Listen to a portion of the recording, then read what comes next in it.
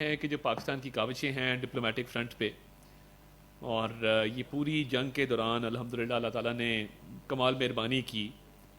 Prime minister Shahbaz شریف صاحب نے جس طریقے سے ڈپلومیٹک فرنٹ پہ آپ نے دیکھا کہ اپنا بھرپور کردار ادا کیا. نائب وزیر اعظم جناب اسحاق ڈار صاحب بھی ڈپلومیٹک فرنٹ پہ بڑے فعال طریقے سے پاکستان کا مقدمہ لڑتے ہوئے نظر آئے. اور میں یہ سمجھتا ہوں کہ یہ ہماری خوش قسمتی تھی کہ نیریٹو فرنٹ ہو، ڈپلومیٹک فرنٹ ہو، اللہ تعالیٰ نے مہربانی کی اور پاکستان نے نہ صرف ڈپلومیٹک فرنٹ، نیریٹو فرنٹ پہ بھی بھرپور طریقے سے یہ جنگ جیتی.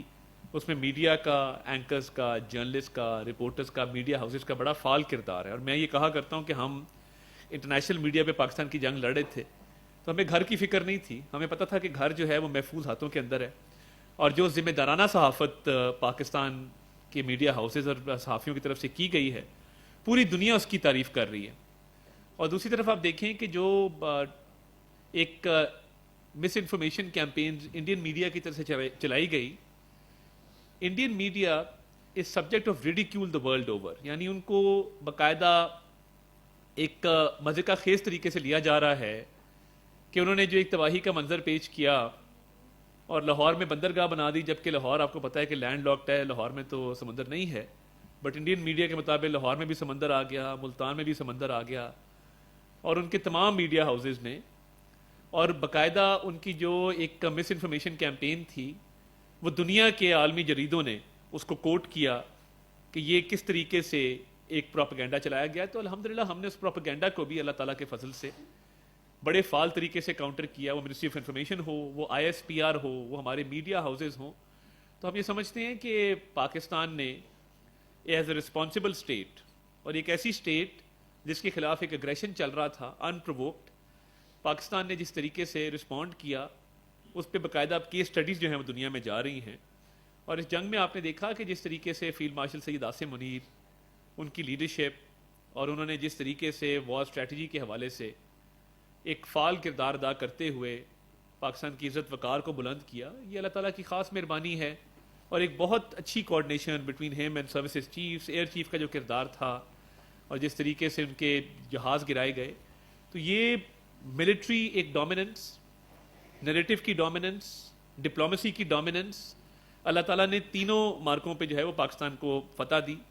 اور مارکہ حق اور آپریشن بنیاد المرصوص ہمیشہ جو یاد رکھا جائے گا تاریخ میں کہ کس طریقے سے پاکستانی قوم اکٹھی ہوئی اور پاکستانی قوم نے یکجا ہو کے اور یک زبان ہو کے پورے طریقے سے اپنے ملک کے لیے، اپنے ملک کے دفاع کے لیے ایک بہت اہم کردار ادا کیا. تو دوسری طرف میں دیکھ رہا ہوں کہ بھارت کی جو ایک فرسٹریشن ہے، اور اب ان کو کیونکہ بیانیے میں بھی شکست ہو گئی، ڈپلومیٹک فرنٹ پہ بھی شکست ہو گئی، اور ملیٹری بھی ہماری افواج پاکستان نے led by field marshal Syed Asim Munir جو ان کو مار ماری ہے، اور جس طریقے سے یہ بھارت کو بہت بری شکست کا سامنا کرنا پڑا.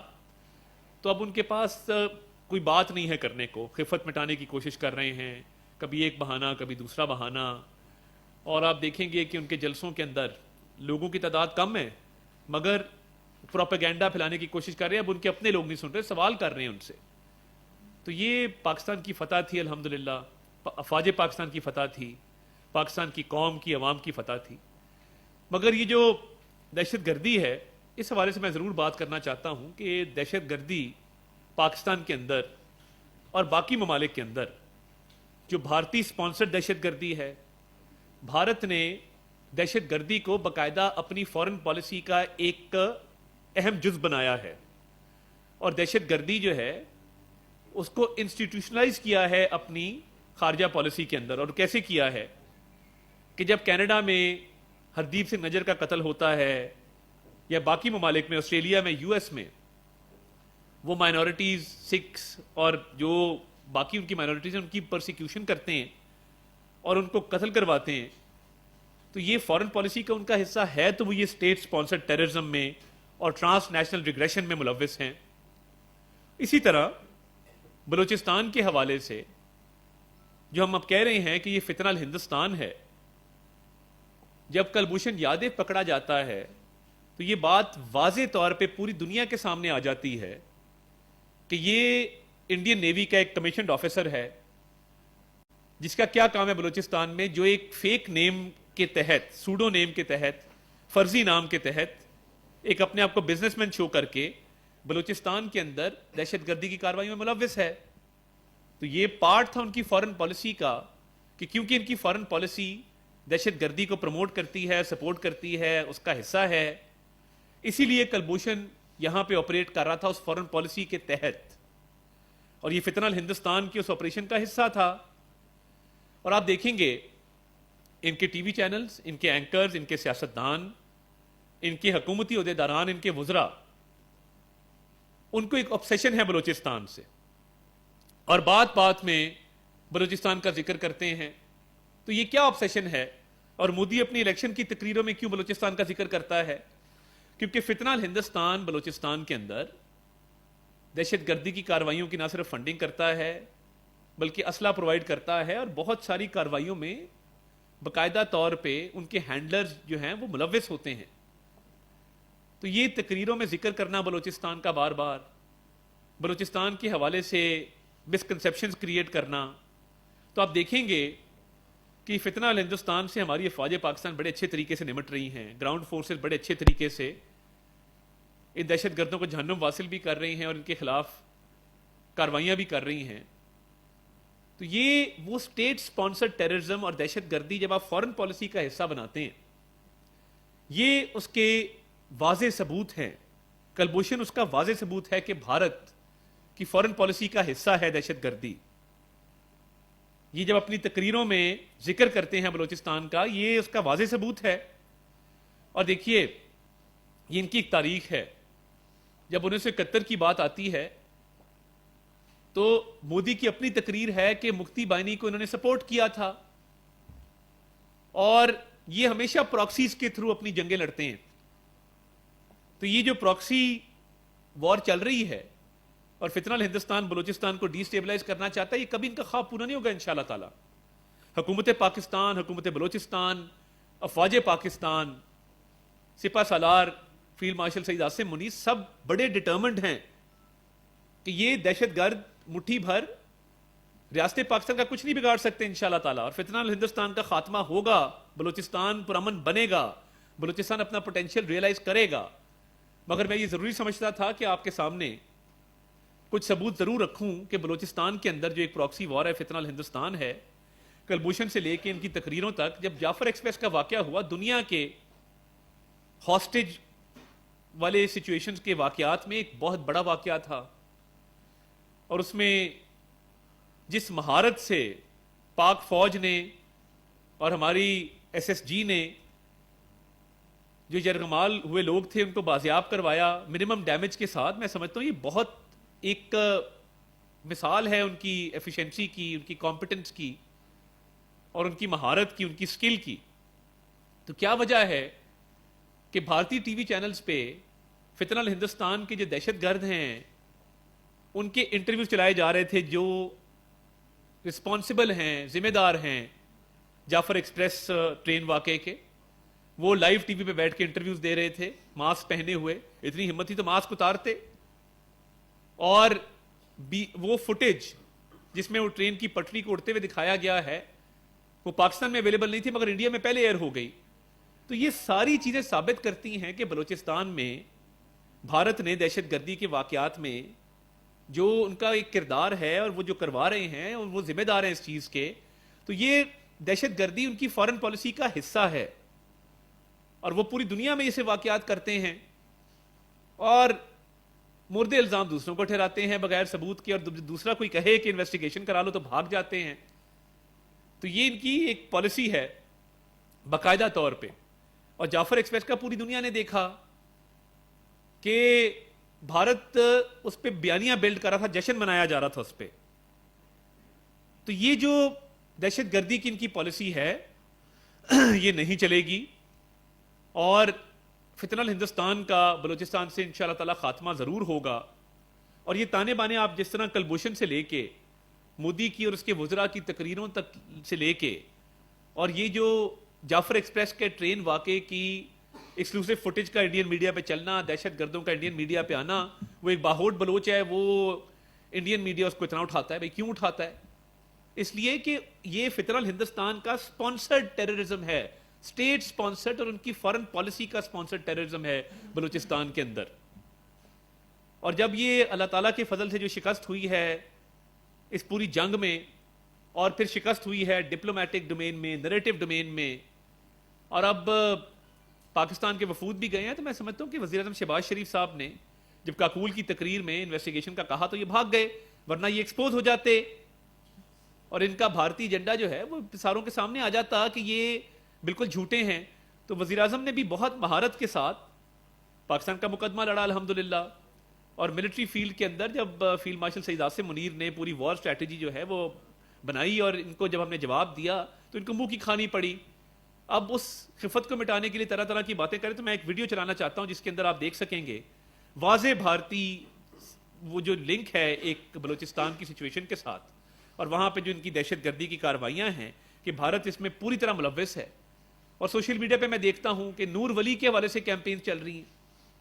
تو یہ سوشل میڈیا پلیٹ فارمز کے اوپر بھی ہم رابطہ کریں گے ان پلیٹ فارم سے کہ یہ نور ولی ایک ٹیررسٹ ہے, اس کے ٹرینڈ چلنا, اس کی کیمپین چلنا, اس کی اجازت نہیں ہونی چاہیے. اس نے معصوم لوگوں کا قتل کیا ہے, معصوم لوگوں کا خون بہایا ہے, اور حکومت پاکستان, افواج پاکستان یہ قربانیاں رائیگاں نہیں جانے دیں گی. اور انشاءاللہ تعالیٰ ایک ایک کا بدلہ بھی ہوگا, اور فتنہ الہندوستان کا مکمل طور پہ خاتمہ بھی ہوگا.